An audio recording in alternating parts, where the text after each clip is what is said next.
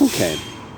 Had to move the light box so that I could look at it from a different point of view.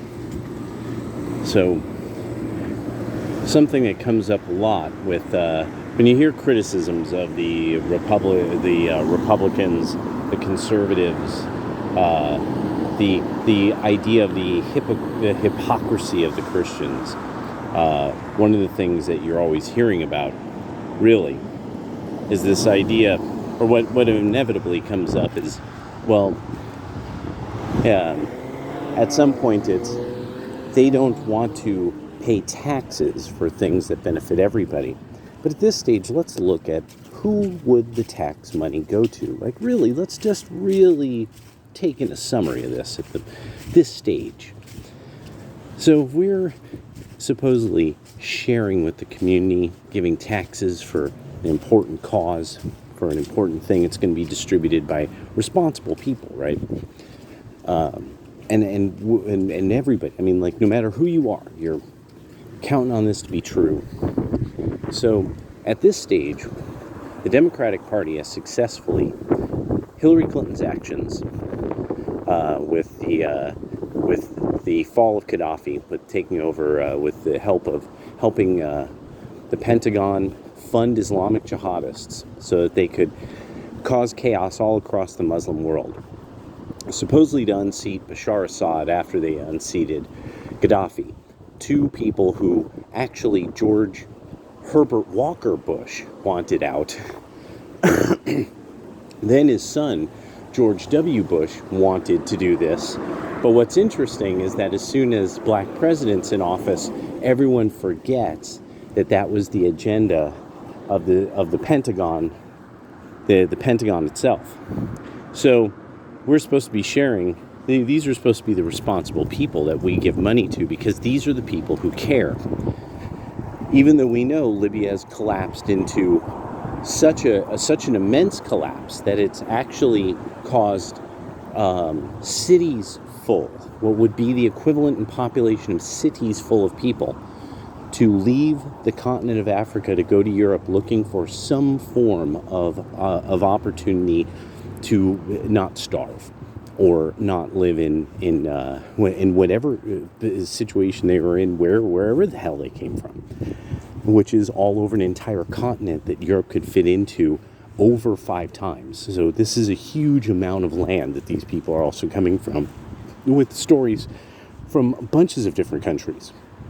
So I'm supposed to trust when people say the whole damn continent isn't worth living on? Or no, maybe these people actually think they're going to get free stuff. Why would they think they would get free stuff? Because there's these people in the Western world who always insist that everyone, especially those who work really hard and earn a lot of money, share it for no good reason. They don't really give good reasons anymore. This idea, oh no, but you see the schools, you know, you're helping the teachers. The teachers are the teachers good at what they're doing? Let's just look at it. The taxes that would go to the federal education, the Federal Department of Education, that started in the 80s. That was established under Reagan in 82, if I remember correctly. Maybe like 78, possibly.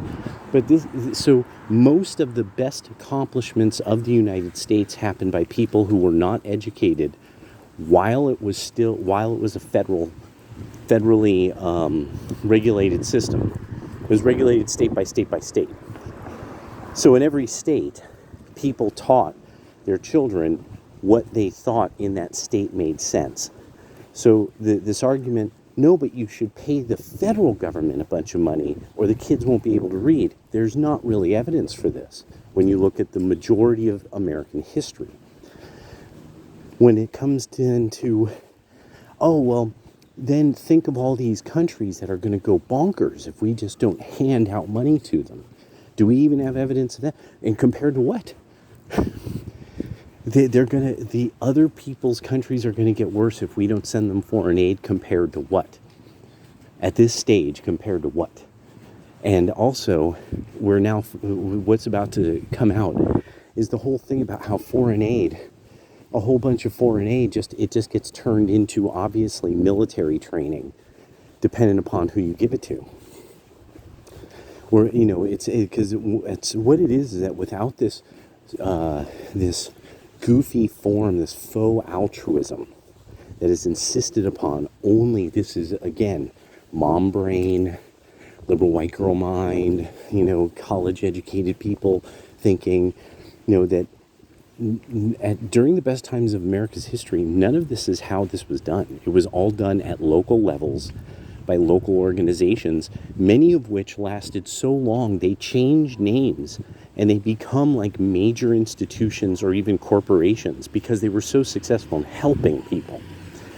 Like I think it's like Blue Cross originally began, if I remember correctly, as literally an insurance pool started by like a community organization. It was something like that. Like that's one of the best examples is insurance pools. That's where that came from originally, from completely out of people pooling their money and starting an insurance pool at the local level in community groups. So this idea that, oh, well, no, but you guys, you don't want to share, you're ruthless, you don't want to give the poor people money. And it's like, do I think the poor will get the money if I give it to you? Why should I trust you when I could just give somebody the money? As if I wouldn't. And then that's the next one. Oh, the hypocritical. They're so hypocritical. They say Jesus, but they don't give any money. They don't want to pay taxes. Well, no, but Christian organizations are the primary feeders of the poor throughout most of American history. So it's this constant thing of that you're always dealing with, where the left and people who love this idea of this some kind of central daddy, central mommy governance, this kind of kooky sci-fi world thinking about how government does or doesn't work. It's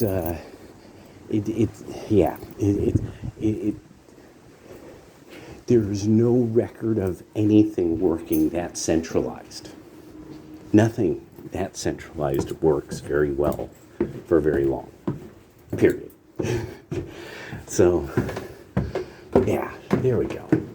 Just something I was thinking.